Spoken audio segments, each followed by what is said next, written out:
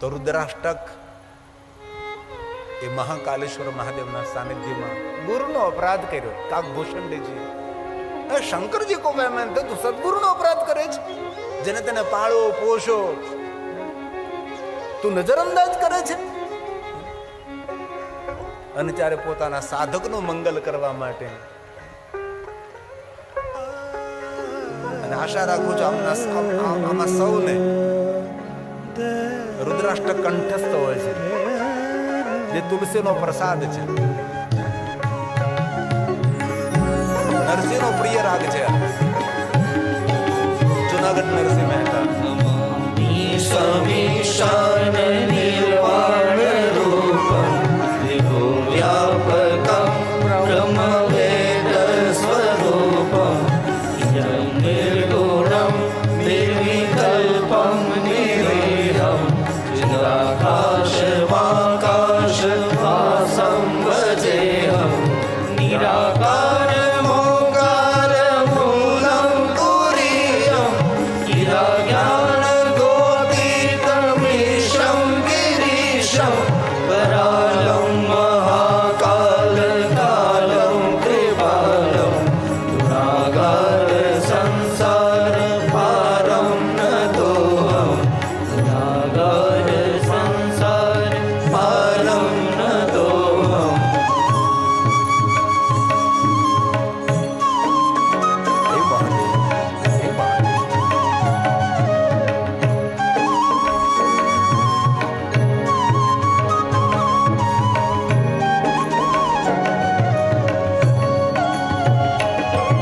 तुषाराद्रि शङ्काश घोरं गभीरं मनोभूत कोटि प्रभाश्री शरीरं स्फुरन्मौलि कल्लोलिनी चारु गङ्गा रसद्वाल बालेन्दु कण्ठे भुजङ्गा चलत्कुण्डलं शुभ्रनेत्रं विशालं प्रसन्नाननं नीलकण्ठं दयालं मृगाधीश चर्माम्बरं मुण्डमालं प्रियं शङ्करं सर्वनाथं भजामि प्रियं शङ्करं सर्वनाथं भजामि. હે મહાદેવ, હે મહાદેવ, હે મહાદેવ.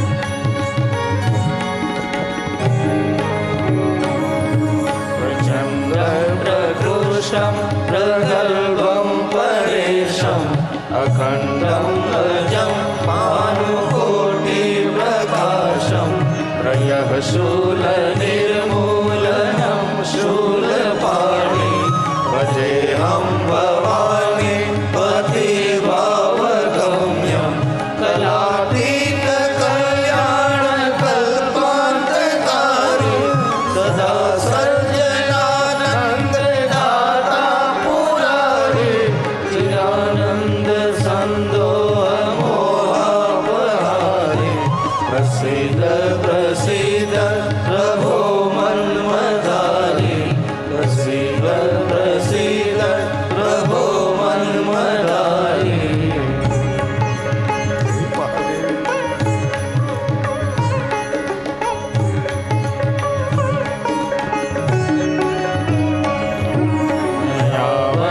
यावत्कुमारनाथ पादारविन्दं भजन्ति लोके परेवानराणां न तावत् सुखं शान्ति सन्तापनाशं प्रसीद प्रभो सर्वभूतादिवासं न जानामि योगं धृतं देव पूजा न तोऽहं सदा सर्वदा शम्भुतुभ्यं जराजन्म दुःखो तथा कव्यमानं प्रभो पाहि आपन् नमामीश शम्भो प्रभो पाहि आपन् नमामीश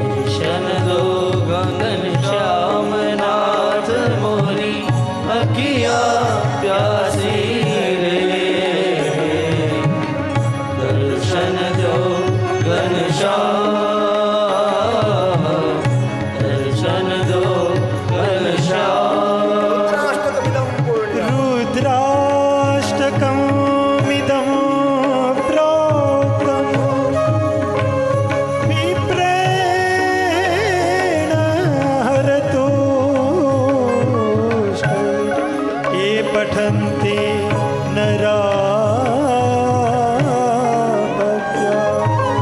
तेषां शम्भो प्रसीदति इति श्रीगोस्वामी तुलसीदास कृतं रुद्राष्टकं सम्पूर्णम्.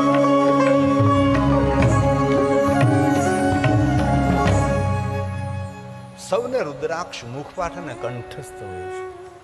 ભગવાન શિવજીના શિવાલયને રુદ્રાષ્ટકનો પાઠ કરે. અરે ઘરમાં પણ કરી શકાય છે. તેથી મહાદેવના ભક્તોને રુદ્રાષ્ટક, લિંગાષ્ટક, શિવાષ્ટક આ બધા અષ્ટક કંઠસ્થ હોય છે. કુમકુમ ચંદન લેપિત લિંગમ, ભગવાન શિવની પૂજા છે.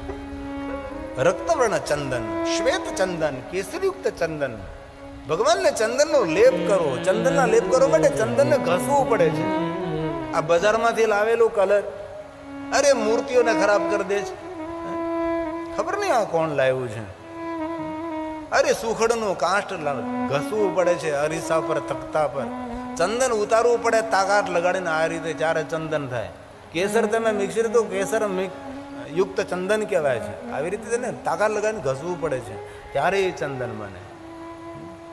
તેથી બજારમાંથી લાવેલા પડીકા અને પડીકાથી ભગવાન શિવની પૂજા કરો છો, શરમ આવવી જોઈએ આપણને. તેથી શિવાલયોમાં તખતો, શિવાલય ઓરસું જેને કહેવાય, એના પર ચંદનનો કાષ્ટ ઘસવું પડે છે. રક્તવર્ણ ચંદન, શ્વેત ચંદન, કેસરયુક્ત ચંદન મહાદેવને અર્પણ કરીએ આપણે. તેથી લિંગાષ્ટકમાં કહ્યું છે કે ભગવાન શિવજીને ચંદનનો લેપ કરો. અને ભગવાન મહાદેવને ચંદનનો જે લેપ રોજ કરે છે, આમ તો શિવ પુરાણની અંદર બ્રહ્માજી નારદજીને આ બધી કરી છે પૂજાઓ અલગ અલગ કામનાઓની પૂર્તિ માટે. રાજોપચાર, સોળોપચાર, પંચોપચાર, એકોપચાર, વૈરવોપચાર, પુષ્પ પૂજા, પછી ધાન્ય પૂજા, ધારા પૂજા. તેની અંદર વર્ણન કે ભગવાન શંકરને ચંદનનો લેપ કરવો. પણ કોઈ પ્રયોગ કરવા માટે ભગવાન મહાદેવની પૂજા નહીં કરવી. ઘણા લોકો પ્રયોગ કરવા માટે ભગવાન મહાદેવની પૂજા કરે. બહુ હૃદયથી એક વાત કહું છું, ભગવાન શિવની પૂજા કોઈ પ્રયોગ માટે ન કરે. અલગ પ્રયોગ કરે લોકો કે આ પ્રયોગ કરવાથી આ કામના પૂરી થશે, આ પ્રયોગ કરવાથી આ કામના પૂરી થશે, આ પ્રયોગ કરવાથી આ કામના પૂરી થશે, આ પ્રયોગ કરવાથી આ કામના પૂરી થશે. પ્રયોગ કરવાથી કોઈ કામના પૂરી થાય કે ન થાય, પણ શિવ સાથે યોગ જોડવાથી કામના પૂરી થાય છે. શિવ યોગનો દેવતા, આદિ યોગી છે, મૂળ યોગી છે. પણ પ્રયોગ લોકો કરે છે, પણ શિવ સાથે યોગ નથી કરતા. તેથી શિવ પુરાણ ગ્રંથમાં કહ્યું પુષ્પ પૂજા, ધાન્ય પૂજા, ધારા પૂજા, લિંગાષ્ટકની પંક્તિ છે. કુમકુમ ચંદન, કુમકુમ ચંદન લેપિત લિંગમ પંકજહાર સુશોભિત લિંગમ. પંકજ, કમલ, કમલના પુષ્પોનો શંકરજીને હાર ચડાવવો. ભગવાન મહાદેવને શિવલિંગની શોભા છે. કમલ પુષ્પોથી કોને પૂજા કરી શંકરજીની? સહસ્ત્ર કમલ મેં હો રહે ધારી કે નહીં વૃક્ષા તભી પુરારી. એક કમલ પર રાખ્યો જોઈ, કમલ નયન પૂજન સહસ હોય. વિષ્ણુ ભગવાને કહ્યું કે પોતાની આંખ કાઢીને શંકર ભગવાનને અર્પણ નહીં, પણ કોઈની આમે આંખ કાઢવી નહીં. એ શિવની પૂજા છે. ઘણા લોકોને સામાન્ય મળ્યું તો બીજા આમે આંખ કાઢે. જેની આંખોમાં નિર્મલતા અને કરુણતાનો ભાવ થાય છે, એ આંખે ભગવાન મહાદેવનું દર્શન કરવું સમજી લેવું. આંખોમાં કરુણતા હોય, નિર્મલતાનો ભાવ હોય છે. આંખ આપણી શિકારીની, વિકારીની, આપણી આંખ ભિખારીની હોવી જોઈએ.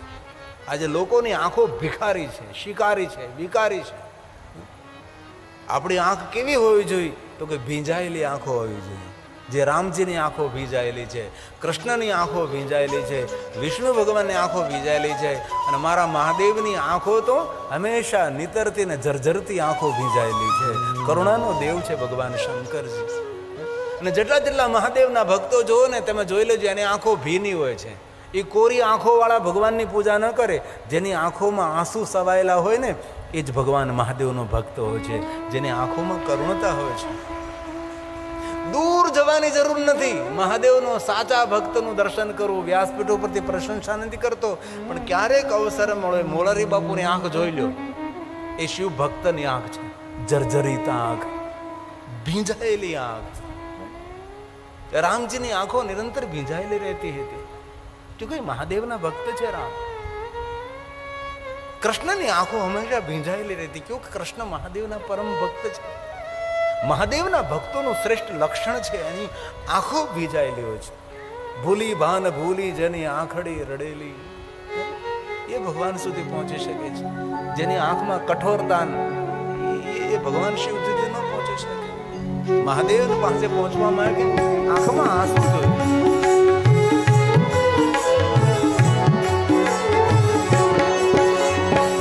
ભક્તિની વાતો જેના દિલમાં રમેલી, ભક્તિની વાતો જેના દિલમાં રમેલી, ભૂલી પાન ભૂલી જેની આંખડી રડેલી, ભૂલી પાન ભૂલી જેની આંખડી રડેલી, ભક્તિની વાતો જેના દિલમાં રમેલી, ભક્તિની વાતો જેના દિલમાં રમેલી. કોણ મહાદેવનો ભક્ત?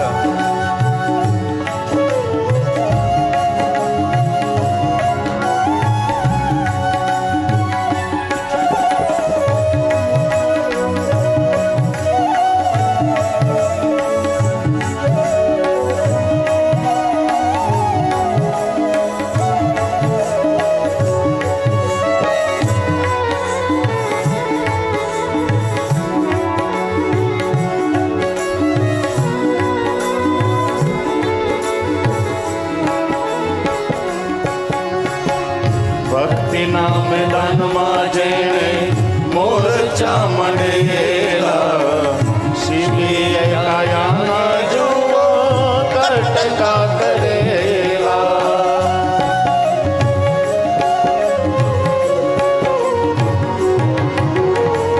ભક્તિના મેદાનમાં જેણે મોરચા મંડેલા, શિબીએ કાયાના જુઓ કટકા કરેલા.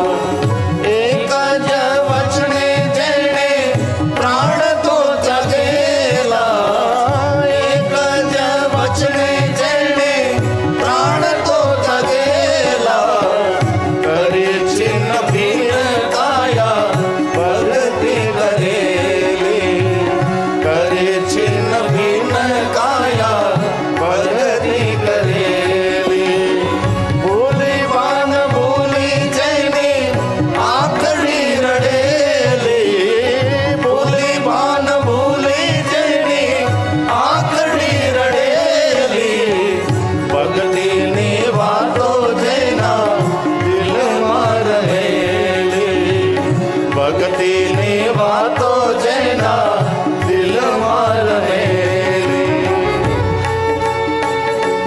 હે મહાદેવ!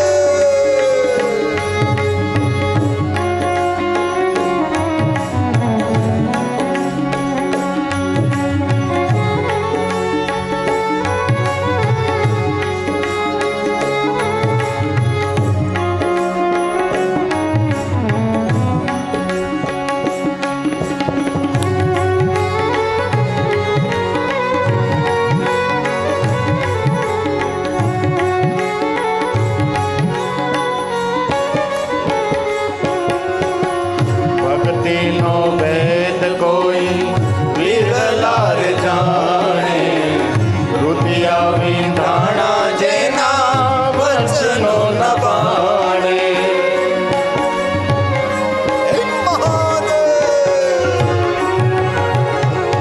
ભક્તિનો ભેદ કોઈ વિરલા રે જાણે, રૂપિયા વિંધાણા જેના વચનો ન બાણે. પ્રીત જુઓ ચંદ્રને સકોરની વખાણી, પ્રીત જુઓ ચંદ્રને ચકોરની વખાણી.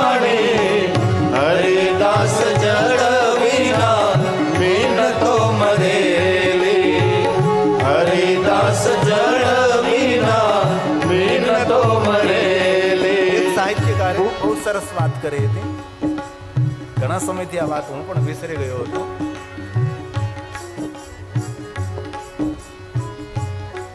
કારણ કે સાહિત્યકાર કવિ હોય, કોઈ પણ ને બોલાવી શકે, કોઈ પણ સાથે વાત કરી શકે. જડ ચેતન સાથે, ગગન અગન સાથે, ઝાડ પહાડ સાથે, સજીવ નિર્જીવ સાથે કવિ વાતો કરી શકે છે. કારણ કવિ દરેકને વાચા આપી શકે છે, દરેકને બોલાવી શકે છે, ફૂલો સાથે વાતો કરે. હમણાં કોઈ મને ફૂલ ઉપર સુંદર મજાનો એક લેખ લખીને આપ્યો હતો. કોઈ ભગવાનનો ભક્ત ફૂલને જ્યારે તોડવા જાય છે અને ફૂલની જે વેદના પ્રગટ થાય છે, ફૂલ એમ કહે છે, ભાઈ હું શિવજીના સાનિધ્યમાં છું, મને સુગંધ ફેલાવે છે, મને મહેકવું છે, મને ખીલવું છે, મારે રહેવું છે. આજ મારા માટે શિવલોક છે. મને શા માટે આથી તો તોડીને ત્યાં લઈ જાય છે ભાઈ? આજ મારા માટે શિવ સ્થાન છે. ફૂલ અને ભક્તનો સુંદર સંવાદ કોઈ કવિએ મને લખીને આપ્યો હતો. ગાંધીનગરમાં ઘણા સમય પહેલા કથા હતી. કોઈ ક્ષત્રિય મહાદેવનો પરમ ભક્ત, નામ તો મને યાદ નહીં રહ્યું, ઘણો સમય થયો તેને. એ માણસે બહુ સરસ મને વાત કરી હતી કે બાપુ, ભગવાન શિવનો પરમ ભક્ત છું, પણ મારા હાથથી મેં કોઈ દી ફૂલ નથી તોડ્યા. કારણ કે ફૂલ તોડવું એ પણ એક હિંસા છે, તેથી મેં કોઈ દી ફૂલ તોડીને ભગવાનને ચડાવ્યા નથી. આ ક્ષત્રિયનો દીકરો હતો, મહાદેવનો પરમ ભક્ત. ઘણા સમયથી એનું મિલન, પણ આવો કરુણાથી ભરેલો માણસ હતો, મને ગમ્યું.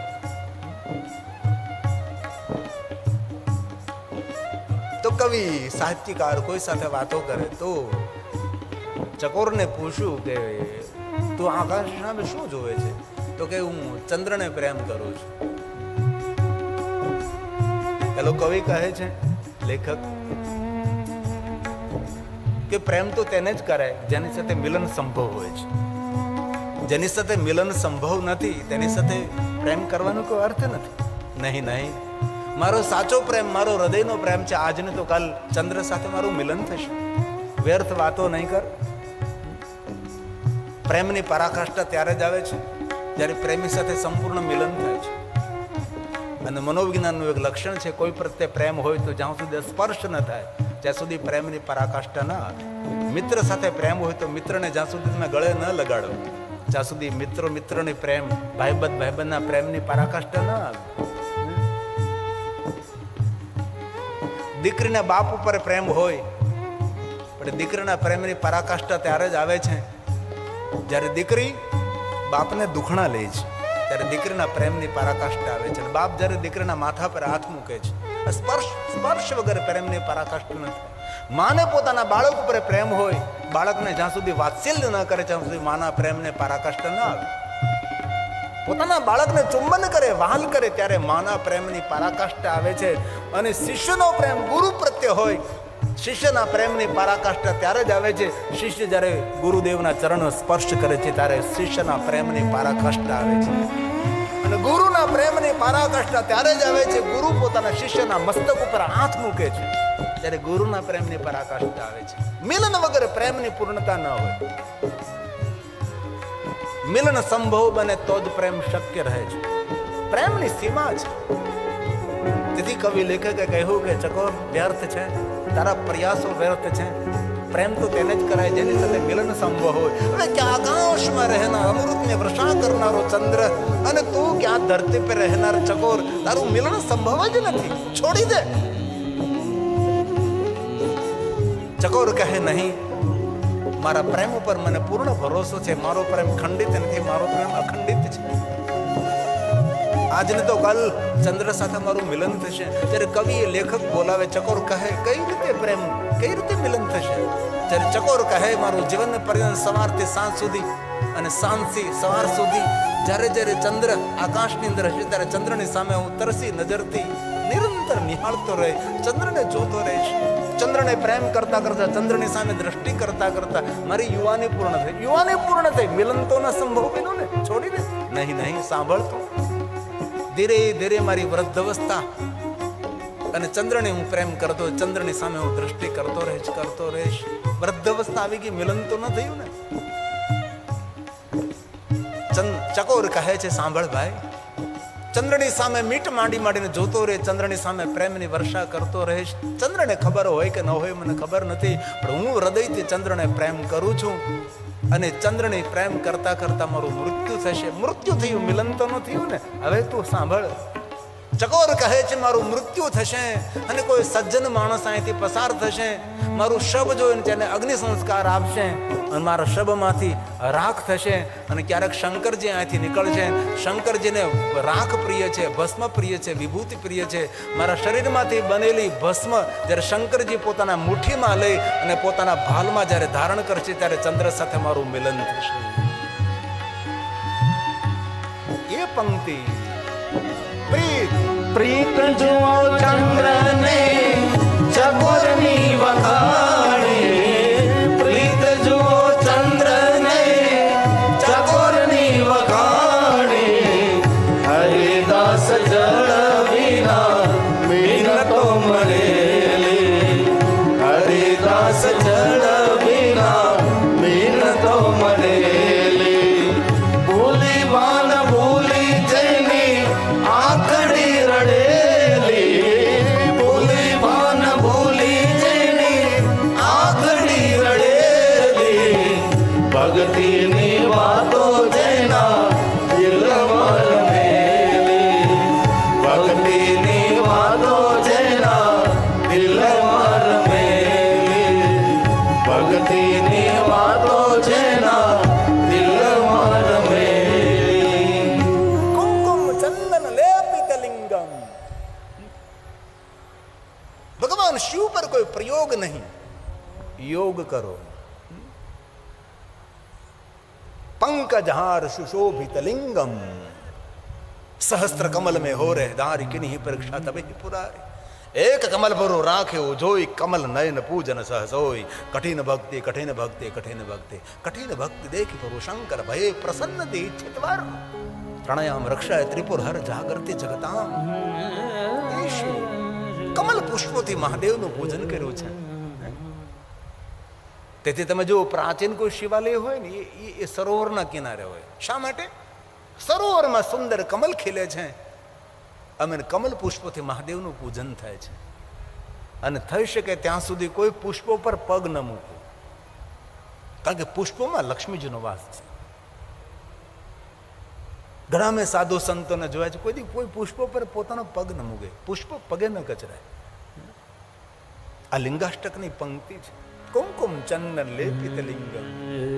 ભગવાન મહાદેવને ચંદનનો લેપ કરો. અને ભગવાન વ્યાસે તો કહ્યું છે કે જે કોઈ મહાદેવને ચંદનનો લેપ કરે છે, લેપ મતલબ આખું લેપન કરવું ચંદન, પણ બજારમાંથી લોયેલું પડીકું નહીં, હાથે ચંદન ઘસવું પડે છે. અને જે માણસ નિત્ય મહાદેવને ચંદનનો લેપ કરે છે, નિત્ય રોજ, તેને ઇન્દ્ર પણ પરાજિત ન કરી શકે એવું સામર્થ્ય માણસમાં આવે છે. એ શિવલિંગની પૂજા છે. અને જે મહાદેવને ચંદનનો લેપ કર્યો હોય એ સાંજે એ ચંદનનો લેપ બધો પાત્રમાં ભરી લેવામાં આવે છે. આપણે તો બધું ઉરડું ઉરડ કરતો જાય, એ પરંપરા નથી. એટલી ભૂલ ભરેલી આપણી પરંપરા. એ તો વિદ્વાન આચાર્યો કહે કઈ રીતે મહાદેવનું પૂજન થાય, તેની પૂજાની પરંપરા કહે. જે શિવજી ઉપર ચંદન લગાડ્યું બધું ચંદન લઈ લેવામાં, પાત્રમાં એકત્ર કરવામાં આવે. પાત્રમાં એકત્ર કરેલું ચંદન એ ભગવાનના મહાદેવના ભક્તોને ચંદન આપવામાં આવે છે. અને એ ચંદન એ મહાદેવના ભક્તો પોતાના ભાલમાં લગાડે. જે રીતે